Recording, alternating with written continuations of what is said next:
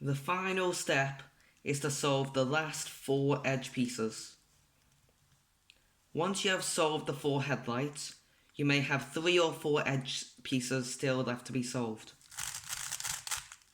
So in this case, there are 4 to be solved.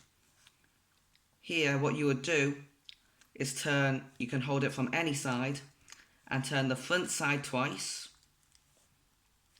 turn the top side to the left, move the middle side up, turn the top twice, move the middle back down, turn the top to the left, and turn the front side twice.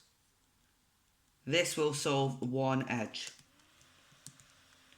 You then hold this edge at the back, and you do the same algorithm again.